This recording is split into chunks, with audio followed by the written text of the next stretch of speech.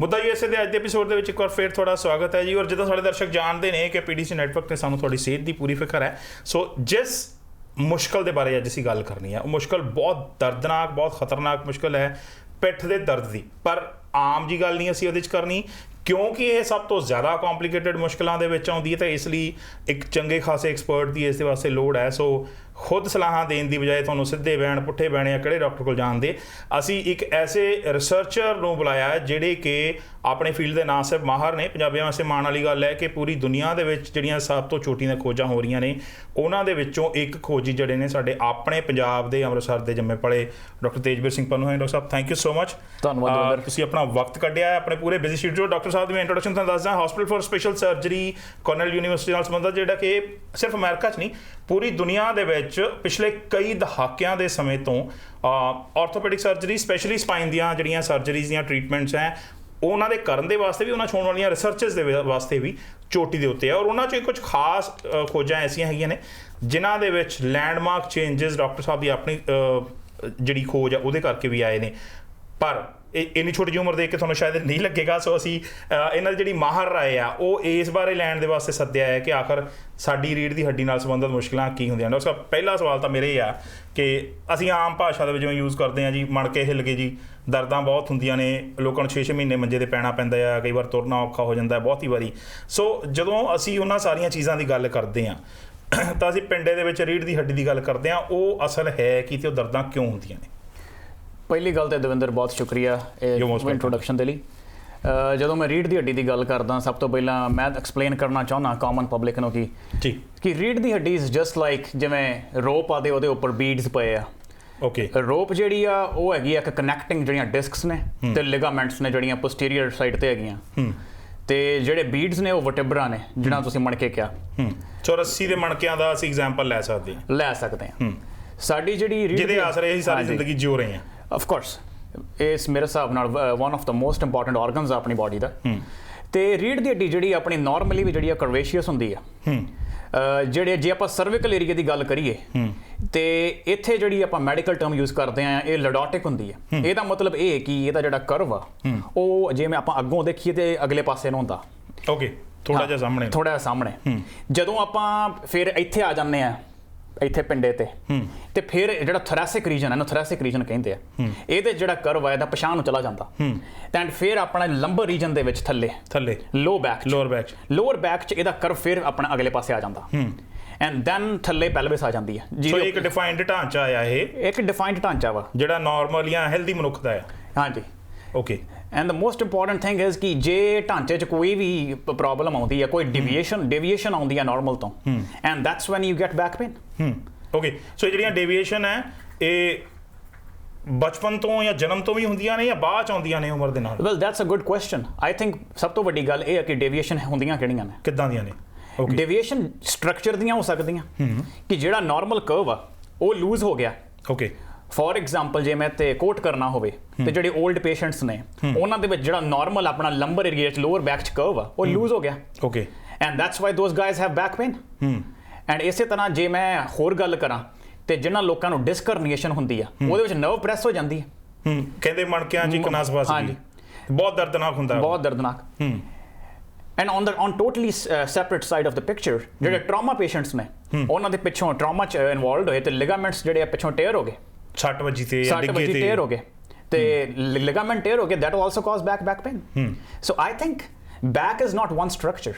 ਇਹ ਜਿਹੜਾ ਆ ਇਹ ਕਈ ਸਟਰਕਚਰਸ ਦਾ ਕੌਨਗਲੋਮਰੇਟ ਆ ਤੇ ਆਪਾਂ ਇੱਕ ਸਟਰਕਚਰ ਨੂੰ ਦੂਜੇ ਤੋਂ ਵੱਖਰਾ ਨਹੀਂ ਕੰਸੀਡਰ ਕਰ ਸਕਦੇ। ਇਹ ਕੰਟੀਨਿਊਮ ਆ। ਸੋ ਰੀੜ੍ਹ ਦੀ ਹੱਡੀ ਆਪਣੇ ਆਪ 'ਚ ਬੜੀ ਕੰਪਲਿਕੇਟਡ ਚੀਜ਼ ਹੈ, ਬੜੀ ਕੰਪਲਿਕੇਟਡ ਆ। It's not like one organ like heart. I think ਮੈਂ ਹਮੇਸ਼ਾ ਕਹਿੰਦਾ ਹੁੰਦਾ ਵੀ ਜੇ ਆਪਾਂ ਹਿਪ ਜੁਆਇੰਟ ਦੀ ਗੱਲ ਕਰੀਏ ਉਹ ਇੱਕ ਜੁਆਇੰਟ ਆ, ਜੇ ਆਪਾਂ ਸ਼ੋਲਡਰ ਦੀ ਗੱਲ ਕਰੀਏ ਉਹ ਇੱਕ ਜੁਆਇੰਟ ਆ, ਪਰ ਜਿਹੜੀ ਸਪਾਈਨ ਆ ਇਹ ਇੱਕ ਜੁਆਇੰਟ ਨਹੀਂ ਗੀ। 36 ਜਾਂ ਇਹ C1 ਵਰਟੇਬਰਾ ਤੋਂ ਲੈ ਕੇ 7 ਵਰਟੇਬਰੇ ਸਰਵਿਕਲ 'ਚ, 12 ਥੋਰੈਸਿਕ 'ਚ ਤੇ 5 ਲੰਬਰ 'ਚ ਤੇ ਥੱਲੇ ਆ ਗਿਆ ਸੇਕਰਮ। ਇਹ ਜਿਹੜੇ ਸਾਰੇ ਮਣਕੇ ਨੇ ਇਹਨਾਂ 'ਚ ਜੁਆਇੰਟਸ ਨੇ। So what are we dealing with? We are dealing with so many joints. ਇੱਕ ਜੁਆਇੰਟ ਨਹੀਂ ਗਾ। ਸੋ ਜਦੋਂ ਆਪਾਂ ਇਹ ਪੇਸ਼ੈਂਟ ਤੁਹਾਡੇ ਕੋਲ ਕੋਈ ਪ੍ਰੋਬਲਮ ਆ ਸਕਦੀ, ਤਾਂ ਇੱਕ ਨਵੀਂ ਬਿਮਾਰੀ ਹੈ। ਸੋ ਜਦੋਂ ਇਹ ਪੇਸ਼ੈਂਟ ਤੁਹਾਡੇ ਕੋਲ ਪ੍ਰੈਜ਼ੈਂਟ ਕਰਦਾ, ਸਭ ਤੋਂ ਵੱਡੀ ਗੱਲ ਤੇ ਇਹ ਆ ਵੀ ਤੁਹਾਨੂੰ ਇਹ ਲੱਭਣਾ ਪੈਣਾ ਕਿ ਜੁਆਇੰਟ ਇਨਵੋਲਵਡ ਕਿਹੜਾ ਵਾ। and then you define level of that joint. Okay so ਜਿੱਦਾਂ ਤੁਸੀਂ ਕਿਹਾ ਸੀ ਕਿ ਦੋ ਤਰ੍ਹਾਂ ਦੀਆਂ ਜਾਂ ਕਈ ਤਰ੍ਹਾਂ ਦੀਆਂ ਹੋ ਸਕਦੀਆਂ ਨੇ, ਤਾਂ ਹੁਣ ਮੈਨੂੰ ਇਹ ਦੱਸੋ ਜੇ ਜਿੱਦਾਂ ਹੁਣ ਸਾਡੇ ਪੇਸ਼ੈਂਟ ਸਾਡੇ ਦਰਸ਼ਕਾਂ ਦੇ ਕੋਲ ਜਾਣਕਾਰੀ ਦੇ ਵਾਸਤੇ ਕਲੀਅਰ ਕੀਤਾ ਜਾਏ ਕਿ ਪਿੱਠ ਦੀ ਦਰਦ ਦੀਆਂ ਜਿਹੜੀ ਸ਼ੇਪ ਦਾ ਖਰਾਬ ਹੋਣਾ ਆ, ਕਿਆ ਉਹ ਜਨਮ ਤੋਂ ਵੀ ਹੋ ਸਕਦਾ ਜਾਂ ਉਹ ਸਿਰਫ ਉਮਰ ਨਾਲ ਹੀ ਹੁੰਦਾ ਹੈ? ਇਹ ਤੁਸੀਂ ਜਿਹੜਾ ਕੁਐਸਚਨ ਪੁੱਛਿਆ ਇਹਦਾ ਮੈਂ ਆਨਸਰ ਇਹ ਦਊਂਗਾ ਵੀ ਜੇ ਇਹ ਜਨਮ ਤੋਂ ਵੀ ਹੋ ਸਕਦਾ, ਇਹ ਐਡੋਲਸੈਂਸ 'ਚ ਵੀ ਹੋ ਸਕਦਾ ਤੇ ਐਡਲਟਸ 'ਚ ਵੀ ਹੋ ਸਕਦਾ। ਸੋ ਉਹ ਅਲੱਗ-ਅਲੱਗ ਡਿਫਾਈਨਡ ਆ, ਉਹ ਕੈਟੇਗਰੀਜ਼, ਉਹ ਅਲੱਗ ਡਿਫਾਈਨ ਆ। ਜਿਹੜਾ ਬੱਚਿਆਂ 'ਚ ਹੁੰਦਾ that's known as congenital scoliosis. Scoliosis ਜਿਹੜੀ ਹੈ ਆਪਾਂ ਟਰਮ ਯੂਜ਼ ਕਰਦੇ ਆ ਬੇਸਿਕਲੀ ਜਿਹੜੀ ਸਪਾਈਨ ਆ ਕਰਵੀ ਹੋ ਜਾਂਦੀ ਹੈ, it's deviation from normal, angled ਹੋ ਜਾਂਦੀ ਹੈ। ਸੋ ਕਈ ਲੋਕਾਂ ਨੂੰ ਅਸੀਂ ਜੇ ਦੇਖਦੇ ਹਾਂ ਛੋਟੀ ਉਮਰ ਤੋਂ ਗਰਦਨ ਟੇਢੀ ਆ ਜਾਂ ਕੁੱਬ ਹੈ ਜਾਂ ਪਿੱਠ ਦੀ ਸ਼ੇਪ ਅਜੀਬ ਹੈ, ਹਾਂਜੀ, ਤਾਂ ਉਹ ਬਚਪਨ ਤੋਂ ਪੈਦਾ ਹੁੰਦੇ ਤੋਂ ਆ। To mention in simple terms yes, ਪਰ ਜੇ ਤੁਸੀਂ ਉਹਨੂੰ ਅਸੈਸ ਕਰੋ ਤੇ ਉਹ ਇਹ ਤੋਂ ਬਹੁਤ ਕੰਪਲਿਕੇਟਡ ਆ। ਜੇ ਉਹ ਐਡੋਲਸੈਂਟ 'ਚ ਹੋ ਜੇ ਤੇ ਉਹਨੂੰ ਆਪਾਂ ਮੈਡੀਕਲ ਟਰਮਸ 'ਚ ਐਡੋਲਸੈਂਟ ਇਡੀਓਪੈਥਿਕ ਸਕੋਲੀਓਸਿਸ ਕਹਿੰਦੇ ਆ। ਐਡੋਲਸੈਂਟ ਮਤਲਬ ਹੋ ਗਿਆ ਵੀ ਜਿਹੜੀ ਐਡੋਲਸੈਂਸ 'ਚ ਹੁੰਦੀ ਹੈ, ਇਡੀਓਪੈਥਿਕ ਮਤਲਬ ਇਹ ਹੈ ਵੀ ਆਪਾਂ ਨੂੰ ਅੱਜ ਤੱਕ ਨਹੀਂ ਪਤਾ ਵੀ ਇਹਦਾ ਕਾਰਨ ਕੀ ਹੈ। ਸੋ ਜਿੱਥੇ ਇਡੀਓਪੈਥਿਕ ਸ਼ਬਦ ਆ ਗਿਆ ਤੇ ਇਹਦਾ ਮਤਲਬ ਉਹਦੇ ਪਿੱਛੇ ਦੇ ਕਾਰਨਾਂ ਦੀ ਕੋਈ ਜਾਣਕਾਰੀ ਨਹੀਂ ਪਤਾ ਆਪਾਂ ਨੂੰ, ਨਾ ਹੀ ਆਪਾਂ ਉਹਦਾ ਪ੍ਰੋਗਰੈਸ਼ਨ ਰੋਕ ਸਕਦੇ ਹਾਂ ਓਕੇ ਤੇ ਨਾ ਹੀ ਆਪਾਂ ਉਹਦਾ ਕਾਰਨ ਲੱਭ ਸਕਦੇ ਹਾਂ। ਅਸੀਂ ਸਿਰਫ ਉਡੀਕ ਕਰ ਸਕਦੇ ਹਾਂ ਕਿ ਕਦੋਂ ਇਹ ਸਾਡੇ ਕੋਲ ਆਵੇ ਤੇ ਅਸੀਂ ਇਹਨੂੰ ਟ੍ਰੀਟ ਕਰੀਏ। ਓਕੇ ਤੇ ਜਿਹੜੀ ਅਡਲਟਸ ਹੁੰਦੀ ਹੈ ਉਹਨੂੰ ਆਪਾਂ ਅਡਲਟ ਸਪਾਈਨਲ ਡਿਫਾਰਮਿਟੀ ਕਹਿੰਦੇ ਹਾਂ। ਇਹ ਤੇ ਮੈਨੂੰ ਐਕਸਪਲੇਨ ਕਰਨ ਦੀ ਲੋੜ ਨਹੀਂ, ਨਾਮ ਇਟਸ ਵੈਰੀ। ਮੈਂ ਜੇ ਇਹਨੂੰ ਸਟੈਪ ਬਾਈ ਸਟੈਪ ਚੱਲਾਂ, ਜਿਹੜੇ ਤੁਸੀਂ ਬਚਪਨ ਦੇ ਵਿੱਚ ਹੋਈ ਹੋਣ ਦੇ ਚਾਂਸ ਕਹਿ ਰਹੇ ਹੋ, ਜਿਹਦੇ 'ਚ ਡਿਫਾਰਮਡ ਹੈ ਤੁਹਾਡੀ ਰੀੜ੍ਹ ਦੀ ਹੱਡੀ ਕਿਸੇ ਬੱਚੇ ਦੀ, ਤਾਂ ਉਹਦੇ ਤੇ ਕਿੰਨਾ ਕੁ ਧਿਆਨ ਦੇਣ ਦੀ ਲੋੜ ਹੈ, ਕਦੋਂ ਧਿਆਨ ਦੇਣ ਦੀ ਲੋੜ ਹੈ? ਜੇ ਮਤਲਬ ਪਹਿਲੀ ਗੱਲ ਤੇ ਮਾਂ ਬਾਪ ਨੂੰ ਬਹੁਤ ਵੱਡੀ ਫਿਕਰ ਹੋ ਸਕਦੀ ਹੈ ਕਿ ਸਾਡੇ ਬੱਚੇ ਦੀ ਸਰੀਰ ਦੀ ਸ਼ੇਪ ਖਰਾਬ ਹੋ ਗਈ ਹੈ, ਤੇ ਦੂਜਾ ਬਹੁਤ ਵੱਡਾ ਡਰ ਹੁੰਦਾ ਹੈ ਕਿ ਜੇ ਸਰਜਰੀ ਹੋਣੀ ਤਾਂ ਇੰਨਾ ਨਿੱਕਾ ਜਿਹਾ ਬੱਚਾ ਕਿੱਦਾਂ ਸਰਜਰੀ ਸਹੇਗਾ। ਸੋ ਉਹ ਸਿਚੁਏਸ਼ਨ ਬਣਦੀ ਕਿੱਦਾਂ ਹੈ ਤੇ ਠੀਕ ਕਿੱਦਾਂ ਹੁੰਦੀ ਹੈ? ਦਵਿੰਦਰ, ਆਈ ਥਿੰਕ ਆਪਾਂ ਬਹੁਤ ਅੱਗੇ ਲੰਘ ਆਏ ਹਾਂ ਤੇ ਹੁਣ ਸਾਨੂੰ ਇਹਨਾਂ ਦੀ ਡਰਨ ਦੀ ਲੋੜ ਨਹੀਂ ਗੀ। Techniques are so advanced nowadays. So ਜਿਹੜਾ ਬੱਚਾ ਕੰਜਨਾਈਟਲ ਸਕੋਲੀਓਸਿਸ ਆ, ਪਹਿਲੀ ਗੱਲ USA ਦੇ ਵਿੱਚ ਤੇ ਨਿਊ ਬੋਰਨ ਦੀ ਸਕਰੀਨਿੰਗ 'ਚ ਹੀ ਪਤਾ ਲੱਗ ਜਾਂਦਾ ਕਿ ਇਹ ਬੱਚਾ ਜਿਹੜਾ ਵਾ ਉਹਦਾ ਕਰਵ ਆ। I'm not talking about India or other countries, but ਇੱਥੇ ਸਕਰੀਨਿੰਗ ਹੁੰਦੀ ਹੈ, ਜਨਮ ਤੇ ਹੀ ਪਤਾ ਲੱਗ ਜਾਂਦਾ ਵੀ ਇਹ ਜਿਹੜਾ ਵਾ ਇਹਦਾ ਕਰਵ ਜਿਹੜਾ ਵਾ ਅਬਨੋਰਮਲ ਆ। ਇਹਨਾਂ ਬੱਚਿਆਂ ਦੇ ਵਿੱਚ ਮੋਸਟਲੀ ਜੋ ਕੀਤਾ ਜਾਂਦਾ, ਇੱਕ ਬਹੁਤ ਫੇਮਸ ਆ researcher, she was a surgeon from UK, her name was Mehta, and ਉਹਨੇ ਇੱਕ ਕਾਸਟ ਕੱਢਿਆ ਸੀ ਮੈਟਾ ਕਾਸਟ। ਉਹ ਜਿਹੜਾ ਮੈਟਾ ਕਾਸਟ ਆ ਮੋਸਟਲੀ ਉਹਨੂੰ ਯੂਜ਼ ਕੀਤਾ ਜਾਂਦਾ। ਸੋ ਬੇਸਿਕਲੀ ਰਿਪੀਟਡ ਕਾਸਟਿੰਗ ਹੁੰਦੀ ਹੈ ਬੱਚੇ ਦੀ ਸਪਾਈਨ ਦੀ। So when I say casting, ਤੁਸੀਂ ਦੇਖਿਆ ਹੋਣਾ ਜਦੋਂ ਕਿਸੇ 'ਚ ਫ੍ਰੈਕਚਰ ਵੀ ਹੋ ਜਾਂਦਾ ਤੇ ਕਾਸਟ ਲਾ ਦਿੰਦੇ, ਆਪਾਂ ਕਹਿ ਦਿੰਦੇ ਜੀ ਕਾਸਟ ਲਾ ਕੇ ਆ ਗਿਆ, ਆਪਾਂ ਕਹਿੰਦੇ ਜੀ ਪਲਸਤਰ ਹੋ ਗਿਆ। ਸੋ ਮੈਂ ਕੀ ਗੱਲ ਕਰ ਰਿਹਾ? ਮੈਂ ਗੱਲ ਕਰ ਰਿਹਾ ਜੀ ਉਹਦੀ ਸਪਾਈਨ ਦੇ ਆਲੇ ਦੁਆਲੇ ਆਪਾਂ ਪਲਸਤਰ ਲਾਉਂਦੇ ਆ ਛੋਟੇ ਬੱਚੇ ਤੇ ਕਰਨਾ। ਤੁਸੀਂ ਇੱਕ ਗੱਲ ਕਹੀ ਸੀ ਸ਼ੁਰੂ ਦੇ ਵਿੱਚ ਇਸ ਸਵਾਲ ਦਾ ਜਵਾਬ ਦਿੰਦੇ ਆ ਕਿ ਹੁਣ ਡਰਨ ਦੀ ਲੋੜ ਨਹੀਂ, ਇਹਦਾ ਮਤਲਬ ਤੁਸੀਂ ਉਹਨਾਂ ਸਾਰਿਆਂ ਲੋਕਾਂ ਨੂੰ ਅਸ਼ੋਰੈਂਸ ਦੇ ਰਹੇ ਹੋ ਜਿਹੜੇ ਦੇਖ ਰਹੇ ਆ, ਜਿਨ੍ਹਾਂ ਨੂੰ ਇਹ ਲੱਗਦਾ ਹੈ ਕਿ ਉਹਨਾਂ ਦੇ ਬੱਚੇ ਦੇ ਕਦੇ ਸੁਣਿਆ ਗਿਆ ਹੈ ਜਾਂ ਕਿਸੇ ਹੋਰ ਦਾ, ਕਿ ਇਹ ਚੀਜ਼ ਬਹੁਤ ਜ਼ਿਆਦਾ ਖਤਰਨਾਕ ਡਰਾਵੇ ਵਾਲੀ ਨਹੀਂ ਹੈ, ਇਹਦਾ ਟ੍ਰੀਟਮੈਂਟ ਪੋਸੀਬਲ ਹੈ। ਹਾਂ, ਜੇ ਆਪਾਂ ਟ੍ਰੀਟਮੈਂਟ ਦੀ ਗੱਲ ਕਰੀਏ ਇਹਦਾ ਟ੍ਰੀਟਮੈਂਟ ਪੋਸੀਬਲ ਹੈ। ਆਈ ਮੀਨ ਹੁੰਦਾ ਕੀ ਹੈ ਕਿ ਇਸ ਚੱਕਰ ਦੇ ਵਿੱਚ ਆਪਾਂ ਜਦੋਂ ਕਾਸਟ ਲਾ ਦਿੰਦੇ ਆ ਤੇ ਆਪਾਂ ਉਹਦੀ spine, we stretch the spine, it's known as traction.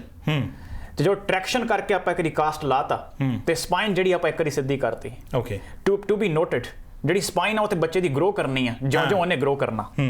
So repeated casting ਇਸ ਕਰਕੇ ਹੋਣੀ ਆ। Okay, and majority of time ਕਿੰਨੀ ਕੁ ਦੇਰ ਰਹਿੰਦੀ ਕਾਸਟ ਜਦੋਂ ਲਾਈ ਜਾਂਦੀ ਹੈ? ਕਾਸਟ ਲਾਈ ਜਾਂਦੀ ਹੈ at least you have to keep it for more than 12 hours. Okay, cast ਤੇ ਲਾਤੀ ਨਾ ਇੱਕ ਵਾਰੀ, ਜਿਹੜਾ ਤੁਸੀਂ ਕਹਿੰਦੇ ਹੋ ਕਿ ਕਿੰਨੀ ਦੇਰ ਲਾਈ ਜਾਂਦੀ, you are talking about brace. ਕਿਉਂਕਿ ਬ੍ਰੇਸ ਜਿਹੜਾ ਰਿਮੂਵੇਬਲ ਹੁੰਦਾ, ਜਿਹੜਾ ਕਾਸਟ ਆ ਉਹ ਰਿਮੂਵੇਬਲ ਨਹੀਂ ਹੁੰਦਾ। ਕਾਸਟ ਤੇ ਪਲਸਤਰ ਆ ਨਾ, ਤਾਂ ਇੱਕ ਵਾਰ ਲਾ ਕੇ 12 ਘੰਟੇ ਪੈਣਾ ਹੈ ਉਹਨੇ? 12 ਘੰਟੇ ਨਹੀਂ ਪੈਣਾ। ਪਲਸਤਰ ਜਦੋਂ ਅਸੀਂ ਲਾਉਂਦੇ ਆ ਬੇਬੀ ਦੇ, so we follow up after few weeks or so. Okay, and then we put again. I know it's very difficult to go through this phase for parents ਕਿਉਂਕਿ it's very difficult to even think about it actually. Yes, ਹਾਂ, ਪਰ ਤੁਸੀਂ ਜਿੱਦਾਂ ਹੁਣ ਦੱਸ ਰਹੇ ਇਹ ਚੀਜ਼ ਧਿਆਨ ਦੇਣ ਵਾਲੀ ਹੈ ਕਿ ਤੁਸੀਂ ਜਿੱਦਾਂ ਉਹਦੀ ਏਜ ਗਰੋ ਹੋਣੀ ਹੈ ਤਾਂ ਉਹਨੂੰ ਬਾਰ-ਬਾਰ ਫਿਰ ਉਹਦਾ ਕਾਸਟ ਦੇ ਵਿੱਚ ਲਿਆ ਕੇ ਉਹਨੂੰ ਸਹੀ ਕਰ ਸਕਦੇ ਹੋ। ਸੋ ਬੇਸਿਕਲੀ ਆਪਾਂ 5 ਸਾਲ ਤੱਕ ਉਡੀਕਣਾ।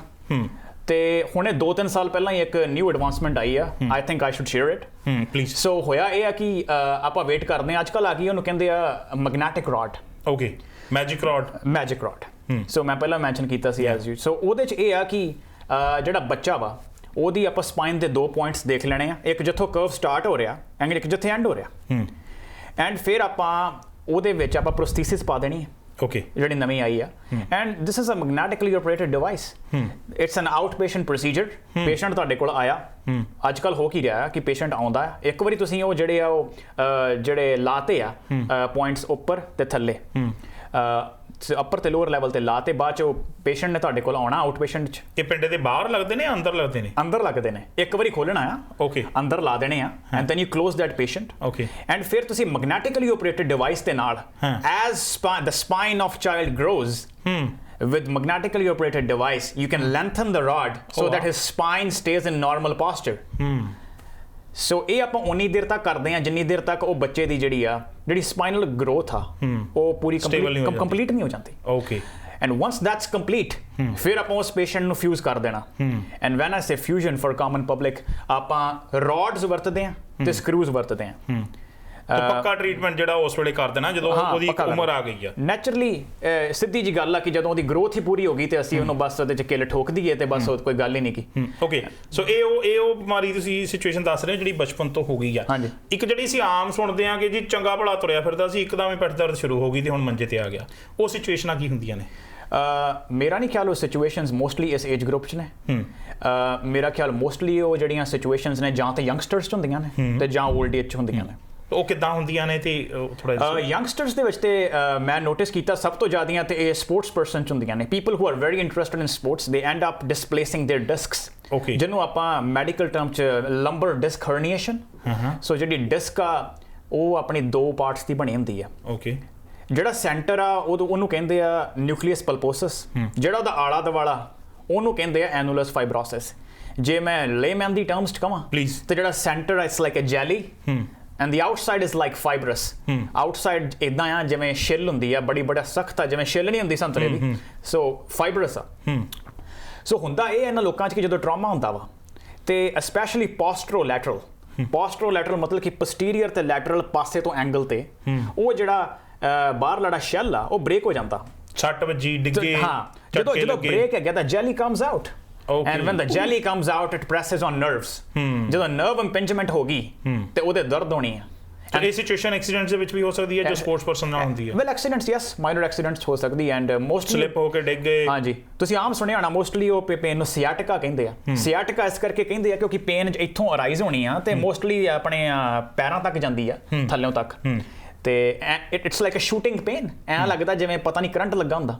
ਓਕੇ, ਮੈਂ ਇੱਕ ਛੋਟੀ ਜਿਹੀ ਬ੍ਰੇਕ ਦੇ ਲਈ ਰੁਕਣਾ, ਪਰ ਡਾਕਟਰ ਸਾਹਿਬ ਨੇ ਇਸ ਡਿਸਕਸ਼ਨ ਦੇ ਸ਼ੁਰੂ ਹੋਣ ਤੋਂ ਪਹਿਲਾਂ ਮੈਨੂੰ ਇੱਕ ਗੱਲ ਦੱਸੀ ਸੀ, ਉਹ ਇਹ ਕਿ ਹੁਣ ਤੱਕ ਜਦੋਂ ਟ੍ਰੀਟਮੈਂਟਸ ਹੁੰਦੇ ਸੀ ਤਾਂ ਪਿੱਠ ਦਾ ਰੀੜ੍ਹ ਦੀ ਹੱਡੀ ਦਾ ਇਕੱਲਾ ਹੁੰਦਾ ਸੀ।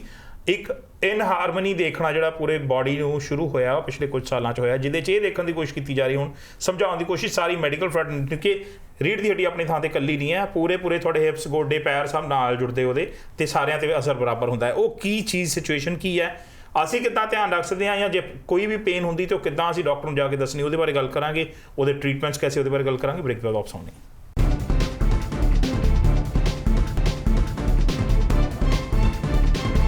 ਬ੍ਰੇਕ ਤੋਂ ਬਾਅਦ ਗੱਲਬਾਤ ਦਾ ਸਿਲਸਿਲਾ ਫੇਰ ਜਾਰੀ ਹੈ। ਬ੍ਰੇਕ ਤੇ ਜਾਣ ਤੋਂ ਪਹਿਲਾਂ ਮੈਂ ਇਹ ਦੱਸਿਆ ਸੀ ਕਿ ਡਾਕਟਰ ਸਾਹਿਬ ਸਾਨੂੰ ਇਹ ਦੱਸਣਗੇ ਕਿ ਕਿੱਦਾਂ ਰੀੜ੍ਹ ਦੀ ਹੱਡੀ ਆਪਣੇ ਆਪ 'ਚ ਇਕੱਲੀ ਨਹੀਂ ਕੋਈ ਵੀ ਬਿਮਾਰੀ ਜਾਂ ਸੱਟ ਦਾ ਅਸਰ ਲੈਂਦੀ। ਬਹੁਤ ਸਾਰੇ ਸਰੀਰ ਦੇ ਹੋਰ ਹਿੱਸੇ ਨੇ ਜਿਹੜੇ ਜਾਂ ਅਸਰ ਲੈਂਦੇ ਨੇ ਜਾਂ ਅਸਰ ਦਿੰਦੇ ਨੇ ਉਹਦੇ ਉੱਤੇ। ਪਰ ਉਹਦੀ ਵਿਸਤਾਰ ਜਾਣ ਤੋਂ ਪਹਿਲਾਂ ਮੈਂ ਜ਼ਰੂਰ ਇੱਕ ਗੱਲ ਜਾਣਨਾ ਚਾਹੁੰਦਾ ਹਾਂ ਡਾਕਟਰ ਸਾਹਿਬ, ਯੰਗ ਏਜ ਦੇ ਵਿੱਚ ਪੇਨ ਦੀ ਗੱਲ ਤੁਸੀਂ ਪਹਿਲਾਂ ਕਰ ਰਹੇ ਸੀ। ਇੱਕ ਚੀਜ਼ ਇਹ ਸਾਡੀ ਸਾਰਿਆਂ ਨੂੰ ਪਤਾ ਆ, ਚਾਹੇ ਅਸੀਂ ਇੰਡੀਆ ਦੇ ਹੋਈਏ, ਪੰਜਾਬੀ ਹੋਈਏ, ਕਿਤੋਂ ਹੋਰ ਵੀ ਹੋਈਏ, ਵਾਲੇ ਟੇਢੇ ਹੋ ਕੇ ਬੈਠੇ ਤੇ ਘਰ ਦੇ ਸਮਝਾਉਂਦੇ ਸਿੱਧਾ ਹੋ ਜਾ, ਤੇਰੀ ਪਿੱਠ ਟੇਢੀ ਹੋ ਜਾਣੀ ਆ। ਸੋ ਉਹ ਚੀਜ਼ਾਂ ਕਿੰਨੀਆਂ ਕਨੈਕਟਡ ਨੇ ਅਸਲ ਬਿਮਾਰੀ ਦੇ ਨਾਲ, ਨੰਬਰ 1। ਤੇ ਨੰਬਰ 2, ਤੁਸੀਂ ਬਚਪਨ ਤੋਂ ਅੱਗੇ ਵੱਲ ਜਾ ਰਹੇ ਸੀ ਤਾਂ ਉਹਦੇ 'ਚ ਇਹ ਬਿਮਾਰੀ ਕਿੰਨੀ ਕੁ ਪ੍ਰੈਵਲੈਂਟ ਹੈ ਤੇ ਕਿੰਨਾ ਕੁ ਪ੍ਰੋਬਲਮ ਆਉਂਦੀ ਹੈ, ਇਹ ਦੱਸੋ। ਇਹ ਤੁਸੀਂ ਸੈਵਰਲ ਕੁਐਸਚਨਸ ਪੁੱਛੇ ਨੇ ਮੈਨੂੰ। ਟੂ ਕੋਟ ਜਿਹੜਾ ਪਹਿਲਾ ਕੁਐਸਚਨ ਤੁਸੀਂ ਪੋਸਚਰ ਦੀ ਗੱਲ ਕੀਤੀ ਹੈ, ਉਹਦੇ ਲਈ ਅਸੀਂ ਮੈਡੀਕਲ ਟਰਮ ਯੂਜ਼ ਕਰਦੇ ਹਾਂ ਪੋਸਚਰਲ ਕਾਇਫੋਸਿਸ। ਸੋ ਮੋਸਟਲੀ ਜਿਹੜੀਆਂ ਪੋਸਚਰਲ ਪ੍ਰੋਬਲਮਸ ਆਉਂਦੀਆਂ ਨੇ, ਮੋਸਟਲੀ ਆਦਤ ਪੈ ਜਾਂਦੀ ਆ ਗਾਂ ਝੁੱਕ ਕੇ ਰਹਿਣਾ, ਪਾਸੇ ਤੇ ਰਹਿਣਾ, ਜਾਂ ਸਲੰਪ ਜਿਹੇ ਹੋਏ ਰਹਿਣਾ। I do not think it's a good thing to have a bad posture. ਪਰ ਮੈਂ ਇਹ ਕਹਿਣਾ ਚਾਹੁੰਦਾ ਕਿ ਜਿਹੜਾ ਪੋਸਚਰ ਆ ਉਹ ਕੋਈ ਸਟਰਕਚਰਲ ਡਿਸਆਰਡਰ ਨਹੀਂਗਾ, it is a flexible disorder. And what I mean by that is ਕਿ ਇਹ ਫਲੈਕਸੀਬਲ ਡਿਸਆਰਡਰ ਨਾਲ ਲੋ ਬੈਕ ਪੇਨ ਹੋ ਸਕਦੀ ਹੈ। ਐਂਡ ਸਭ ਤੋਂ ਵੱਧ ਜਿਹੜੀ ਚੈਲੰਜਿੰਗ ਚੀਜ਼ ਆ ਉਹ ਇਹ ਆ, when these patients present in your clinic, ਤੇ ਤੁਸੀਂ ਜਿਹੜਾ ਸਭ ਤੋਂ ਵੱਡਾ ਚੀਜ਼ ਪਤਾ ਲਾਉਣੀ ਆ ਉਹ ਇਹ ਲਾਉਣੀ ਆ ਕਿ ਜਿਹੜੀ ਇਹਨੂੰ ਦਰਦ ਹੋ ਰਹੀ ਆ, it's because of some structural pathology like spinal stenosis, like lumbar disc herniation, like ਜਿਹੜੀ ਆਪਾਂ ਡਿਫਾਰਮਿਟੀ ਦੀ ਗੱਲ ਕਰ ਰਹੇ ਸੀਗੇ, ਕਿ ਇਹ ਬੰਦੇ ਦਾ ਜਿਹੜਾ ਪੋਸਚਰ ਆ, ਹਾਂ ਵੀ ਉਹਦੀ ਆਪਣੀ ਗਲਤੀ ਕਿ ਅਸਲ ਬਿਮਾਰੀ ਕੋਈ ਬਹੁਤ ਜ਼ਿਆਦਾ ਖਤਰਨਾਕ ਹੈਗੀ ਆ। ਹਾਂਜੀ, ਓਕੇ। ਸੋ ਇਹਦੇ 'ਚ ਮੋਸਟਲੀ ਅਸੀਂ ਕਲੀਨਿਕਲੀ ਇਵੈਲੂਏਟ ਇਦਾਂ ਕਰਦੇ ਹਾਂ ਕਿ ਅਸੀਂ ਉਹਨੂੰ ਫਲੈਕਸ ਕਰਾਉਂਦੇ ਹਾਂ, ਗਾਂ ਨੂੰ ਝੁਕਾਉਂਦੇ ਹਾਂ, ਪਛਾਣ ਨੂੰ ਕਰਦੇ ਹਾਂ। ਤੇ ਅਸੀਂ ਦੇਖਦੇ ਹਾਂ ਵੀ ਉਹਦੇ ਕੋਈ ਪੇਨ 'ਚ ਚੇਂਜ ਆਉਂਦਾ।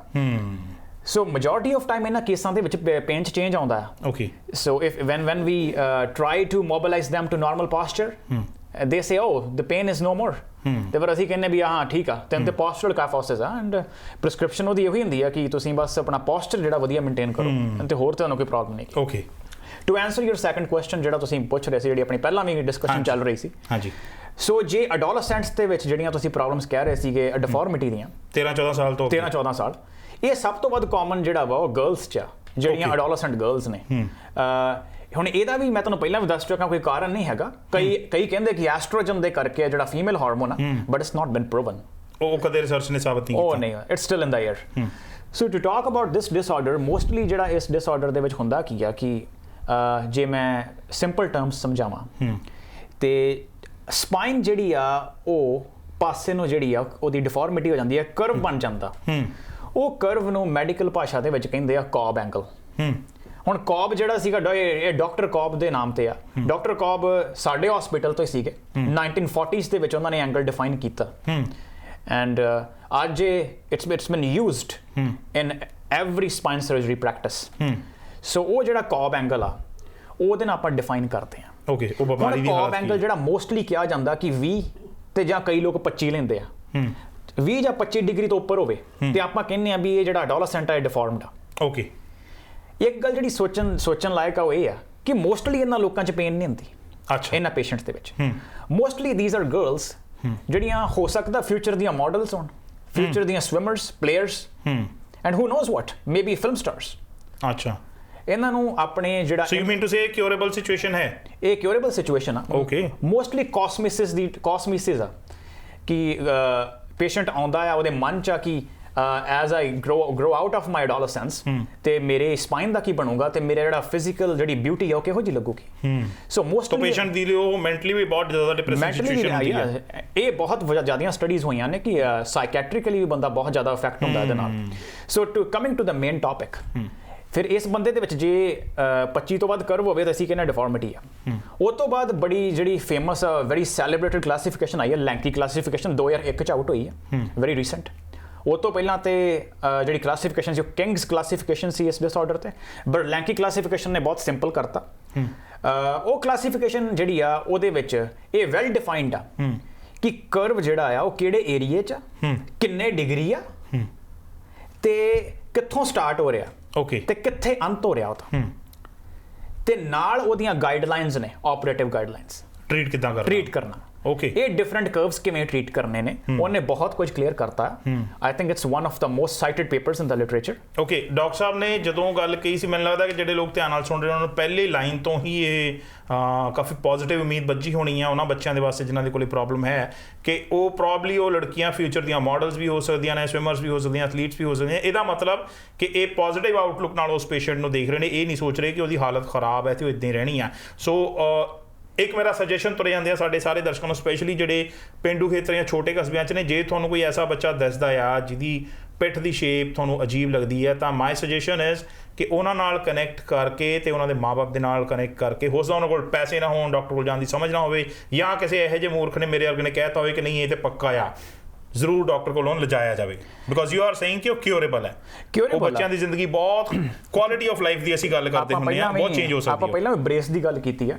ਟੂ ਬਿਗਿਨ ਵਿਦ ਅਸੀਂ ਇਹਨਾਂ ਜਿਹੜੇ ਅਡੋਲਸੈਂਟਸ ਨੇ ਇਹਨਾਂ ਨੂੰ ਬ੍ਰੇਸ ਕਰਦੇ ਹਾਂ, ਬ੍ਰੇਸ ਲਾਉਂਦੇ ਹਾਂ ਤਾਂ ਕਿ ਅਸੀਂ ਬ੍ਰੇਸ ਵੀ ਜਿਹੜਾ ਆ ਉਹ ਸਪਾਈਨ ਕਰਵ ਦਾ ਜਿਹੜਾ ਪ੍ਰੋਗਰੈਸ਼ਨ ਆ, ਜਿਹੜਾ ਉਹਦਾ ਹੈਗਾ ਸਪੀਡ ਆ ਜਿਹੜੀ ਪ੍ਰੋਗਰੈਸ਼ਨ ਦੀ, ਉਹਨੂੰ ਸਲੋ ਕਰਦਾ ਹੈ। ਓਕੇ।